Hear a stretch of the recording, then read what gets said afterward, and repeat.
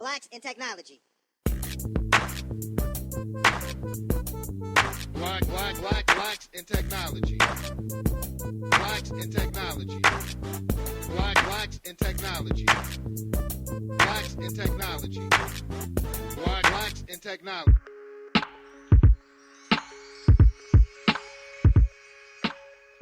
Welcome, everyone, to the Blacks in Technology Bit Tech Talk podcast, a show where we talk to Black people who are engineers, innovators, educators, inventors, change makers, and entrepreneurs doing amazing things in the world of technology.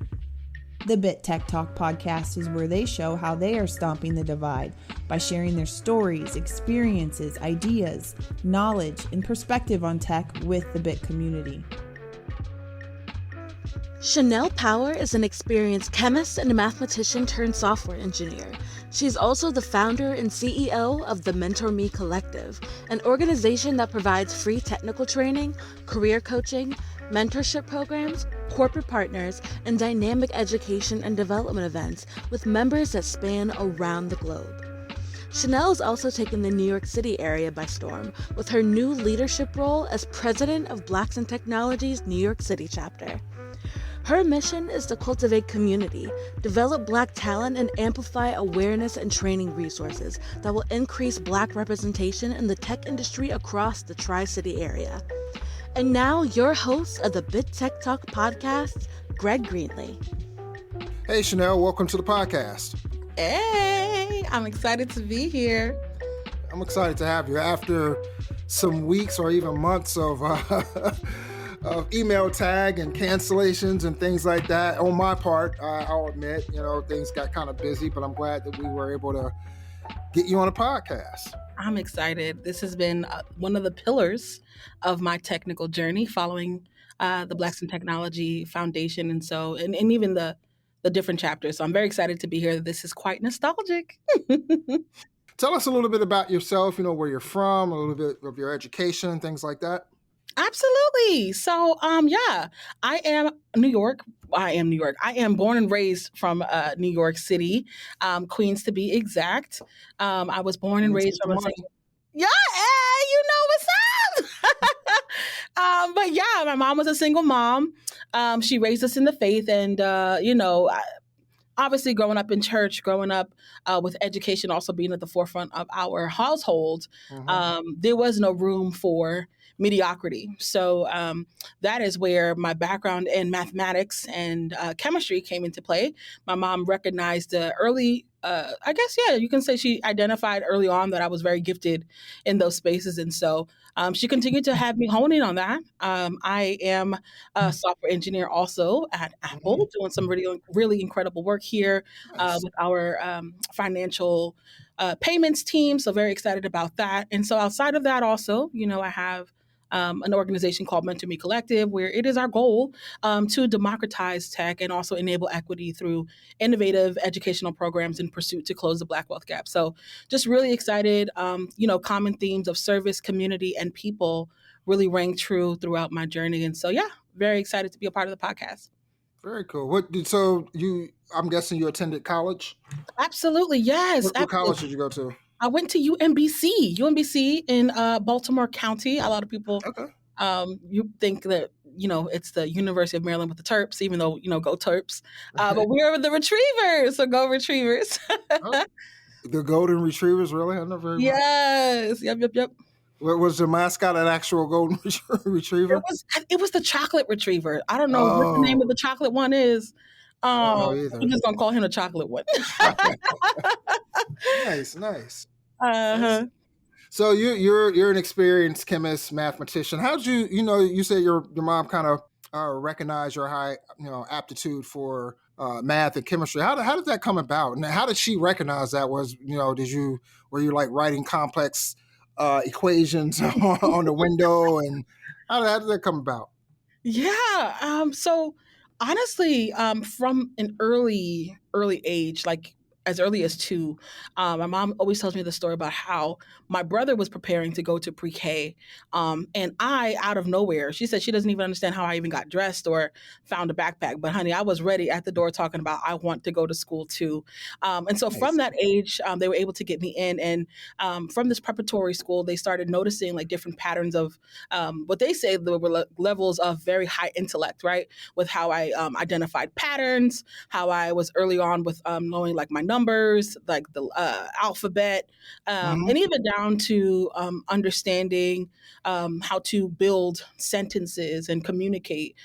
So from there, she was like, and my brothers did as well. So I don't want to say that they wasn't very high in intellect. They were, but that was one of the most earlier on spaces. So anywho, in that space, my mom she realized that there was an educational need there. And so the school provided her with different tools to help me hone in on that. So whether that was Legos, whether that was through different like Leapfrog programs, earlier on, like that was when Leapfrog was just starting child. And like different kinds of like card games. Exactly. Yeah. Card games, word searches, things like that. And so later on, I guess when I was maybe in elementary school, she started placing thought patterns or the thought process of becoming a doctor in my mindset. And so I was always really good, like I said, at mathematics and now further on in my career, science. And, you know, growing up Black, listen, if your mama tell you to jump, you just be saying how high. So I said, Ma, okay, I'm supposed to be the doctor. I'm going to be obedient. And that's what happened. And, you know, further on down the line, I did go to school for it. I did a lot of different internships at the University of Connecticut, Toyota Research Institute, even for UMBC for the prototype and design lab. And so throughout that journey of understanding like regenerative engineering and cultivating different kinds of research programs for like different kinds of bone cancers and doing like surgery on mice and all that kind of stuff, I was interested in it. Yeah, I did. Child, honey, your girl was embedded in medicine, okay? Yeah, but towards the end of that, I realized that I wasn't really happy, and I felt like I wasn't really leaning towards a space where I was called and destined to be, even though I was good at it. Yeah. I don't know if it was my purpose. It wasn't my design purpose to fulfill. So that's when I honestly just began to pray. I'm a woman of faith, and the Lord led me to technology through Apple. Very cool.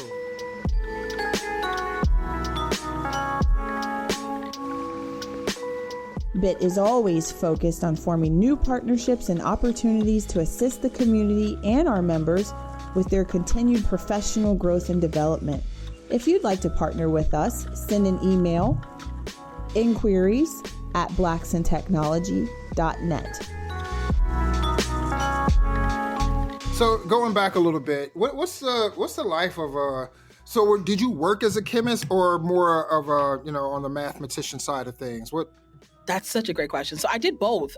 So in various portions of my undergraduate career, there might have been a summer where I worked in a biochemical lab with chemical engineers who constructed different kinds of regenerative engineered extracellular matrices, right? And so we would host cells on there. We would count them. We would cultivate different kinds of algorithms to guess early onset of cancer in various cells. And then maybe the next summer, I was working in a mathematical physiology lab where, again, we were still doing like different kinds of algorithms for machine learning. At the time, I didn't even know that was machine learning. But we leveraged like MATLAB and like XPPI and SAS and R and Python to create these algorithms. So at the time, I was more so just here for, the internship paycheck. Right. I didn't know it was really cultivating me for this moment right here. So did you do it? I know you mentioned R, you mentioned Python, and I know those two languages are usually used for like data manipulation and things like that. So were you coding at that time? Yes, I actually learned, and I didn't realize how much of it was almost like miraculous, to be honest, in that moment. I didn't realize it was like that. I've always been a person that was very results driven. And so during those, I will say like my second to last internship, which was at Mount Sinai, actually, and their neurosurgery department, that's when I began to develop these software engineering skills with MATLAB and Python. And so my goal was to quantify data, read that into our specific systems, and build out different visualizations for scientists when it came to how they wanted to propose specific research or like to get grants and stuff like that to show that their research is making headway. And so, yeah, those are the early stages of me being a software developer.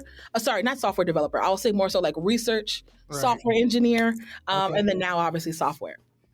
So besides the coding skills that you obviously obtained during that stint, like what other like skills, habits, experiences did you bring from like being a chemist and a mathematician that is serving you well now as a software engineer? Yes. So I definitely would say, so let me take 3 steps back, right? So outside of my more technical side of being a chemist and a software engineer, and a mathematician, what I don't normally say a lot is that I actually also minored in sociology. So I was very much a person that always wanted to understand the social aspect of people and societies and hierarchies and things like that. And I felt like that would also help me with being a better doctor, right? However, it's helped me with just being a better person in general. And so being in a technical space, you have to be a person that is able to communicate effectively, understand really how to read the room, right, with emotional intelligence, and then also be a person that is likable, because other people will want to like you and want you to work with them as well. And that helps you with growth for your career and also, honey, monetarily. So exactly. I can definitely say that also played a part. But even in all of that, right, I want to move a little bit more so towards like the intersection, because that was a space where I was looking for as well. Anything that I did, I always wanted it to be a derivative of medicine. And so I had an internship for a lab at my old alma mater, UMBC, that was called the Prototype and Design Lab. And so our job was to be UX researchers and etc. When it came to creating assistive technologies. And so I had 2 roles there. One, I worked with the Toyota Institute of Research, and we were working with folks who had everything from early onset with vision impairments and hearing impairments all the way to very acute. And we were trying to curate and design a mall GPS system for them to be able to use. Because as you know, the mall is loud, there's so many people. And so when you have different kind of accessibility needs, it can be daunting, right? But you still want to be able to enjoy life as well. So that was a part of some of the earlier research that I did there with assistive technologies. I also leaned into, again, with prototypes for folks who had motor impairments.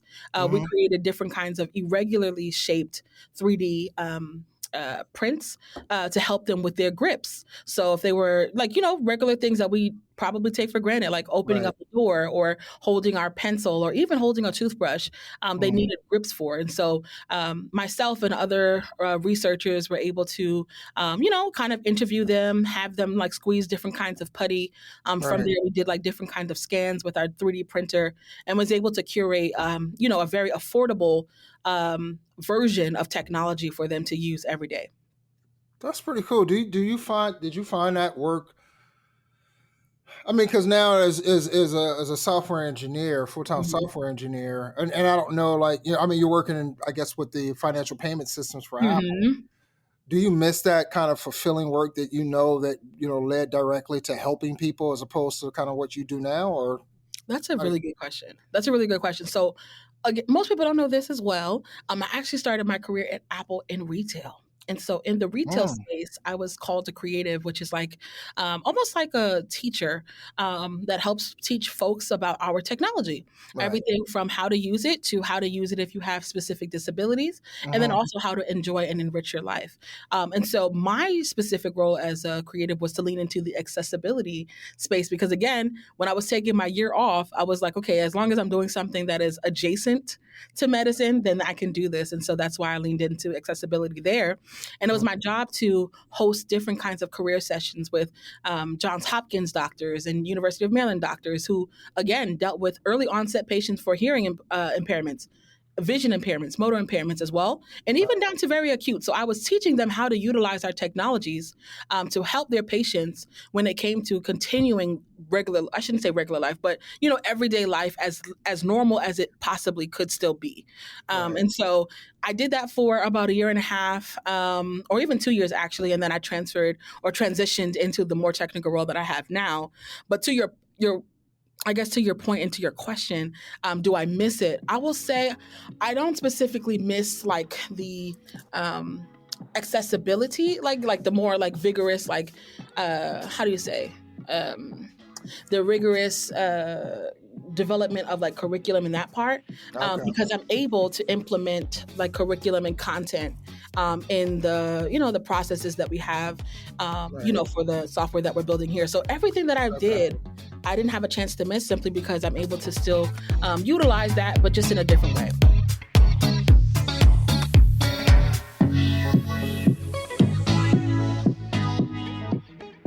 Do you have a product or service that you would like to share with the BIT audience? Or maybe you'd like to support the BIT community and do your part in helping us with stomping the divide?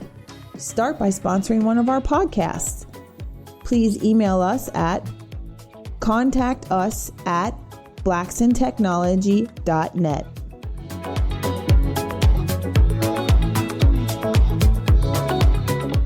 Let's talk about MentorMe. You're the CEO, the founder. What is MentorMe, and why did you found it? Yeah, so similar. So Greg was telling me a little bit about his story. So plug and shout out to you. But similar to your thought process, right? So when I entered into tech in general, coming from a completely different space of medicine, I had cultivated a community already there. I was very familiar with it. I knew the ins and the outs and the nuances. But when I came over to tech, I realized that the first thing that I needed to have was community. Community, it empowers you, it enables you, it strengthens you, it stabilizes you, and it also fertilizes you when it comes to your growth. And so I knew that I would not be able to sustain myself or last in this space. But as I was learning that about me, I looked around and was like, where are the rest of me, right? Where is the rest of me? Like, where are the people? And so in that space, I realized that, there had to be a bridge to help other folks get in. And this is around the time, because I started thinking about it, but then how you might have self-doubt and you're like, who's going to listen to me? Like, what do I have to give? That kind of thing. I know all about it. Yep. You know what I mean? So, but during that time, or I should say during the time of Breonna Taylor, the killings of Breonna Taylor, Ahmaud Arbery, and George Floyd, it ignited a fire within me. And I began, again, me being a woman of faith, I began to pray and say, Lord, how can I help my people? Like with tactical results. I don't mind, like, obviously going out and protesting and doing, all the other things. But for me, I was like, how can I, again, measure impact and lasting impact with me being a very results-driven person? And I began to, like, find out about the Black wealth gap. And I said, what in the hoopty-swoopty? So I heard about it, but I didn't understand how detrimental this data is when it comes to the people of color, specifically within the Black community.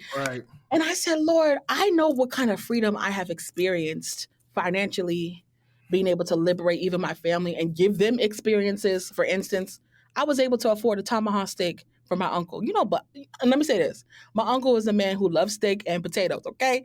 So he has never had a tomahawk steak in his 60 years of living. With me being in tech, having this kind of money, being able to afford caterers and things like that, I was able to see another level of joy within him that gave me joy. And so I think it's important for us to see and understand that when we are able to do financially well, the people around us feel well. They feel joy. And so that's the memory and the emotions that I felt when it came to me wanting to build MentorMe Collective. I wanted people to feel free. I wanted people to be liberated. I wanted people to have the ability to cultivate and build wealth and do that quickly with less labor intensive work. And so that's when we came up with this. I said we, as in me. It came from turning into like Netflix and popcorn to me putting a post on LinkedIn and in May, and 300 people signed up for resume reviews and career coaching. And from there, was able to spin up a wonderful program that has helped over 230 plus people begin Mm, six-figure careers in tech, totaling $26 million in total that's compensation. amazing. Yeah, so it's I originally thought it was just going to start and stop with 2020, but Mm. to my excitement, I'll say that it has totally continued, and every year it continues to grow, expand, and evolve. So we have about 35,000 members across the world, Nice. globally as well, and so we're just doing really great work here, and just excited. That's so cool.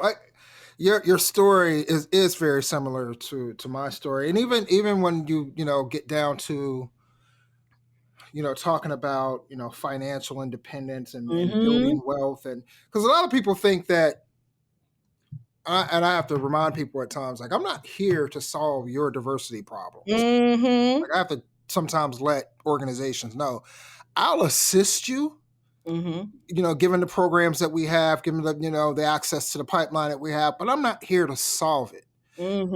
And what I mean by that is, this is really for us to be able to get into an industry where you can achieve a certain level of wealth Yes. and be able to do things that you weren't able to do before. Take care of your family, build generational wealth. I tell people all the time, this has allowed me to be able to buy the type of house I want, Come on, Mr. Greg. the Go. the the cars that I want, Yep. not have to say no to my kids all the time because I Yep. don't have it. Be able to throw parties and invite people over and let Hmm. them be able to be in this environment and be together and Hmm. be able to help family members out when they need it. Now it's not a Hmm. thing of, man, like, oh, like I don't have it to give. Right. It's here you are. Let me know when you can pay me back. Right. And we're cool. That Right. type of thing. Go on vacations. Come on, So Mr. G. and also it allowed me to be able to bootstrap bit. Like, Come this was on, Mr. G. You in this the was bag now. Come yeah. on, Mr. G. So when people talk about diversity and inclusion in tech, and I'm like, I'm doing this so other people can do what I did, be Hmm. able to invest in themselves on in a number of different ways. Not just maybe have your business, Hmm. but also real estate. I've got a couple Hmm. of properties, some investments, that's Yes. those types of things that you may not have had the opportunity to do before, right? And And Mr. then G. Hmm. and then you can, later you can, build wealth for your kids, put money away in Hmm. savings for them and let that grow as well. And then when they're ready for college and you're ready to retire, whatever, they have a head start that you didn't have.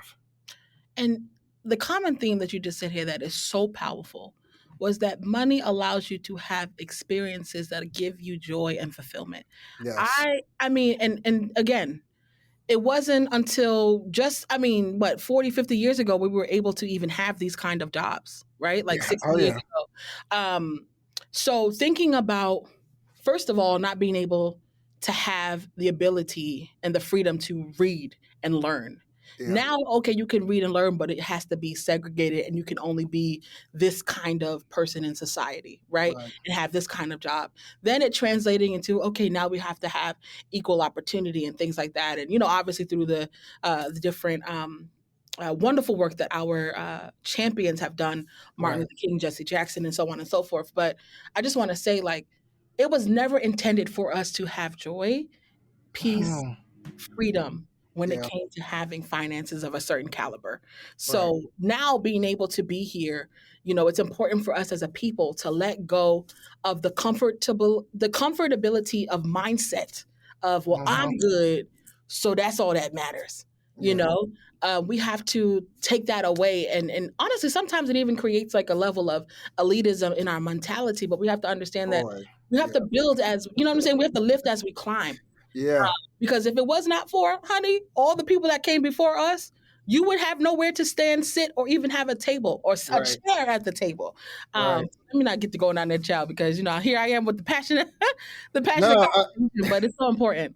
it is, because early on when I was building Blacks in Technology, I was up against some of that. I was Mm-hmm. because Blacks in Technology, everything was being bootstrapped, coming out of my pocket. It wasn't like we were making a name for ourselves, but it wasn't like I was like $1 million startup or anything like that. And I would notice just going around people who had startups, like they would have this mentality that you were, at least it felt like that you were less than. Right, you were less than them because you're not building $1 million or multi-million dollar startup, so why am I talking to you? That type of thing. And it's like I'm doing something that is going to help the people. Like I understand, you have your startup, but I never understood that mentality. I also never understood the mentality where you have people talking down to people with jobs. I can never work for someone. Why not? You never know what that could, like me working in tech and working from someone has allowed me to build my business, has allowed me to build wealth in other areas. So if you take, your job and you can turn that into supplemental income and things like that, what's wrong with having a job? No matter what, you're working for someone in some capacity anyhow. That is so good. But I've run into that as well, and it always rubs me the wrong way. I don't like that mentality. Absolutely. And I feel like, to your point, how can we all be free? How can we all experience freedom if, we have these limited mindsets? So again, +1 to that for sure. Like that. Yeah. Kind of, you stated that you have like 35,000 members. Like what's the ultimate goal, for MentorMe? Like where do you kind of see that? Yeah. So, I guess, let me say this. So, with our values, like really anchored in support, enablement, and access, our goal is to provide like, free, competitive, technical training, mentorship programs, providing, powered by corporate partners and sponsorships in order to change the game when it comes to education. Again, and you guys might have heard me earlier in the podcast talk about this. Education is so important to me, and it's so passionate too. Like, it's a passionate topic for me because I understand the power of education, but also the limit that wanting to obtain a certain level of education can bring a person, right? And even down to boot camps. Boot camps are thousands of dollars. Yeah. For the single mom who might have interest in that, but only is making it paycheck to paycheck, how is that plausible? Yeah, but what if within her means, and what if it was, a part of her destiny to become a designer or an engineer? So for me, the goal is by 2030, we want to have had 1,000 people total, at least, obtain careers, trained and obtaining careers in tech, whether that be engineering, design, research, product, cloud, cybersecurity, because we are looking to develop more tracks. Actually, we're getting ready to launch our second fellowship cohort for folks of color who are looking for free technical training and mentorship. So that's our goal. By 2030, we want to be able to obtain, have folks, at least 1,000 folks, obtain and be trained to start their careers in tech. Love it. That's excellent. That's excellent. How many people are working with you right now? Is it? Yeah. You have other staff or? Absolutely. Yep. So we have a staff of about 20 or 24 people. Yeah. So folks from learning and development, again, for our fellowship program. We have folks within marketing, so helping us with content and content strategy. We have a referral zone where we are, again, creating that equity and access for folks who are looking to get into tech. So we have somebody there. We have data engineers, operations, partnership and strategy and finance. We have a whole bunch of folks, designers and researchers. So we are definitely growing and thriving. So, if y'all are listening and you're interested in being a part of the mission, totally feel free to come on over.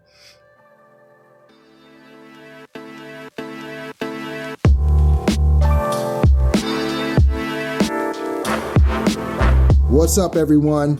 We hope that you're enjoying this episode of the Blacks in Technology Bit Tech Talk podcast. Do you or someone you know have a dope story that they want to share with our Bit audience? Blacks in Technology is seeking guests to be on our podcast. We're looking to highlight the journeys and experiences of Black women and men in the tech industry.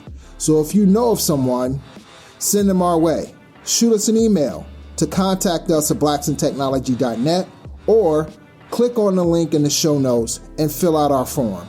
We're looking to hear from you.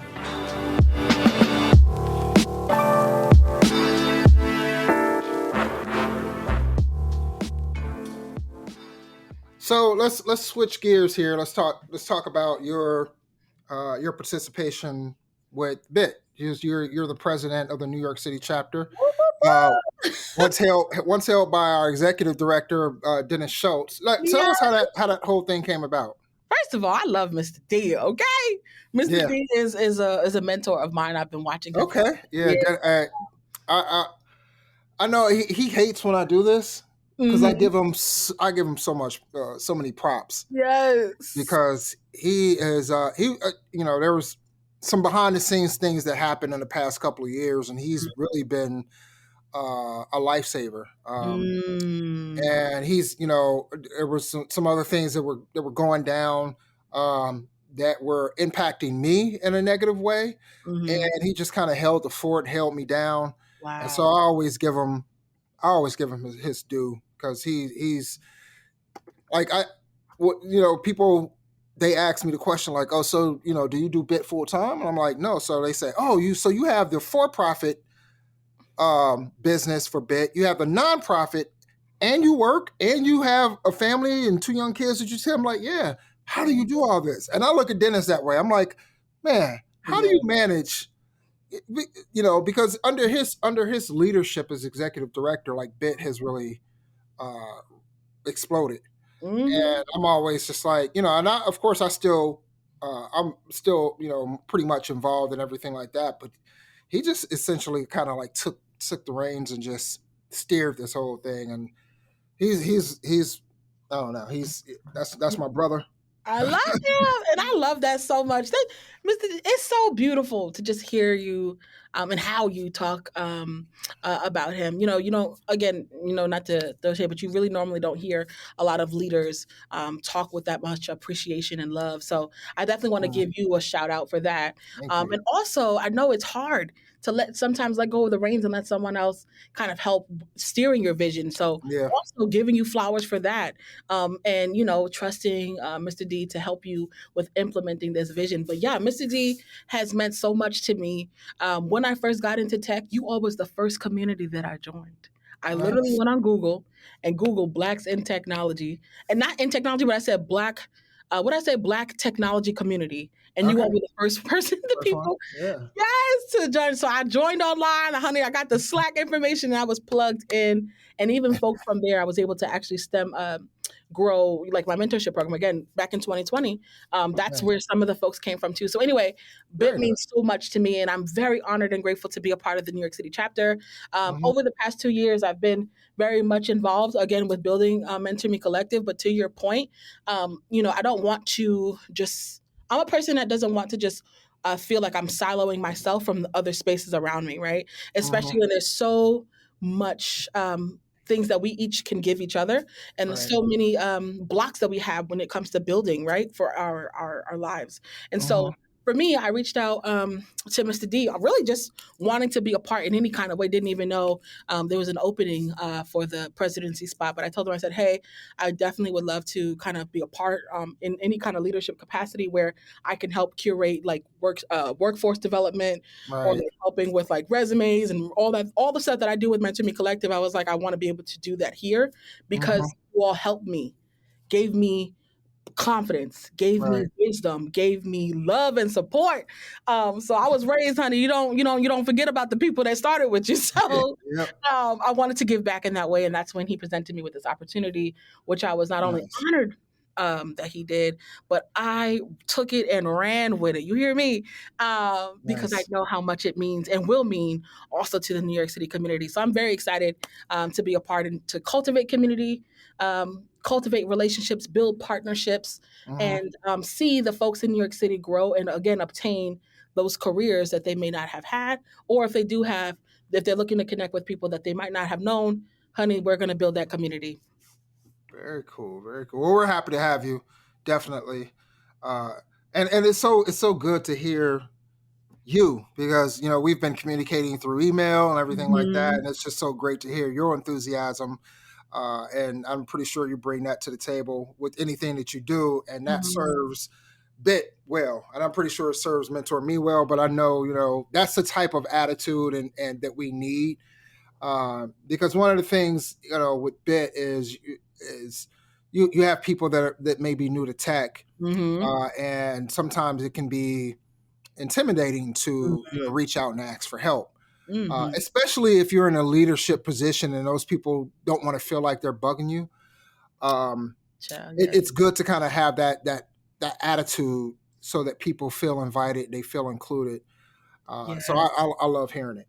I love Absolutely. And let me say this too. it. Like obviously, again, mission is to cultivate community, develop Black talent, and amplify awareness and training resources that BIT has. But none of this is even possible with the team that has also come on board. We literally just spearheaded in January, and we now have a team of like almost 8 people, Nice. all coming from specialized spaces. So shout out to John, shout out to Billy, shout out to Amaka. And Kennedy, and also Jara, who is helping us with curating programming for this year and to take Nice. over. Yeah. So what's your goal for the New York City chapter? Where do you kind of see that heading? Listen, we are coming with authentic imprints. Okay, so I want to make sure that, and let me not say me as in me, but like all of us on the team. Right. It's a goal for us to not only have folks have opportunities to obviously build community and network, and meet new people, and learn a little bit more about like what tech is, but it's Mm-hmm. important for us to develop people with practical skills in helping them to obtain their dreams of getting into tech. So our goal is to Nice. partner with various people. We are going to give y'all an early on look into the future. We are literally right now cultivating a bounce back from this layoff career event with some Oh, awesome nice. partners. Yeah. We're looking to leverage partners of Bit in NYC to kind Okay. of open up the space, like corporate spaces, and have folks come on in and Right. understand and see what the culture of different companies is like, rub shoulders with employees as well, and have intimate conversations around what it looks like to be a person of color in tech at specific companies. Mm. Obviously, cultivating talent pipelines, right? So, Right. again, we're not just here just to talk, laugh, and smile, honey. We want to see you getting in seats, okay? So that's something that's also important for us too, and just making sure that we're also pouring into our children. There's a lot of different resources here in the city, even with my specific company that I want to leverage, specifically like what's learning how to code in Swift playgrounds, Nice. giving children the ability to come, to the Apple Store and have an intimate like coding session. So that's something that we're going to definitely do. We have back to school drives and giveaways. We have, y'all, I'm Wow. not going to tell you about this, but we have another mini summit that's coming on in NYC for folks who love to game. So gaming while Black, okay. So we're going to be leveraging other things as well. So we're just super excited. Wow. We have a roadmap to success, literally something that's happening every single month. So please plug in if you want to know how to get involved. Definitely follow us That's on nice. LinkedIn. Subscribe to our newsletter. If you don't have that, definitely follow us on LinkedIn and message myself and Mm-hmm. anyone else on the team, and we'll get you. We'll get you plugged in. I'm gonna have to come up. I've never been to New York. Listen, pull up, honey. I'm gonna have to. Yeah, I'm gonna have to do that. Come to one of the meetups, and Yes, honey. We not playing, honey. yeah, Our first meetup is this March, March nice. 1st. Yep, absolutely. We got a discounted menu at this nice restaurant as well. We're gonna have a live DJ. It's gonna be super dope. Oh So wow. come Yeah, on, you come guys are on, putting come in on. that. You guys are putting in that work. Oh, we ain't playing, honey. We coming. What's the legendary rapper, battle rapper from Harlem? Loaded up. Yes, What do you say? You gonna get this work? you gonna get this work, Mr. G. You gonna get this work? You hit it on the nail. Absolutely. I like that. I like it. So what's next for you? You're working at Apple. You're running MentorMe. You're the president of Bit NYC. What's next for you? You know what? I think I just want to be in this space and be dominant. Uh, Mm, what I've been learning is to leverage the people around me and to continue to cultivate engagement with them, excitement with them, but also to hone in on their skills and help them also achieve. So as I am doing all of these things, right? Again, engineering, CEO of MMC, MentorMe Collective, and also president of BIT. I want to be intentional. I want to see growth in my team. And I want to continue to see us build and cultivate an imprint on this New York City area. Next for me specifically, you know what? Yeah, I just want to be dominant. I just want to be in a space and really, no specific plans as of right now. Well, that's great. Before we hop off of here, why don't you let people know how they can find you, how they can find MentorMe? Absolutely. On your social media things. Absolutely. So yeah, you can follow me or connect with me also on LinkedIn at Chanel Power. I'm also on Instagram at The Doctor That Prays and or MentorMe Collective. Definitely feel free to follow us on MentorMe Collective. But most importantly, y'all go follow Blacks in Technology New York, okay? We on LinkedIn, we on Instagram, we on Twitter. Like I said, we are coming. We taking over #Prime. Okay. So we are so excited and we cannot wait to see each and every one of you. If you are not in New York, but you plan to travel in the near future in this year, please plug in with us because we will be having events happening every month. So again, we would love to see you, even if you are our distant cousin. Last but not least, are you going to be at BitCon this year? Absolutely. Listen, I'm looking to be a speaker. You know what I'm saying? Yeah. And provide some awesome content as well. So I'll be submitting my proposal for that. But I'm very excited. I hope to see you there too. Yeah, definitely. I'll be in the building. I'm so excited. I'm so honored to have been on the podcast, Mr. G. I'm glad we finally got it all squared away, or I got it squared away. Life be lifing, okay? So this was the perfect time and the opportunity that was presented for us to have it today. So again, I'm very honored and very grateful. And thank you so much for considering me to be a value add on the platform. Thank you. I would definitely appreciate you being here and wish you the best of luck with everything, especially MentorMe. And looking to see, the good things that come out of Blacks in Technology NYC. Oh yeah, I can't wait to see you. Hopefully we'll see you, you know what I'm saying, at one of the events. Yeah, pull up for with sure. The ceilings missing, you know what I'm saying? I'll come up there with Dennis since he's from, that area. So yes, I'm so excited. He knows how to get around, so. Yeah, he gonna give you the 1-2-1-2. I know. Well, it was great talking with you, Chanel. I appreciate it, and good luck, like I mentioned before, and we'll talk soon. Thanks, Mr. G. Have a wonderful one. And yes, y'all, shout out to Mr. G and the Blacks in Technology space. Thank you. All right, bye. Take care, Chanel. Take care. Blacks in Technology. Blacks in Technology. Blacks in Technology. Blacks in Technology. Blacks in Technology. Blacks in Technology.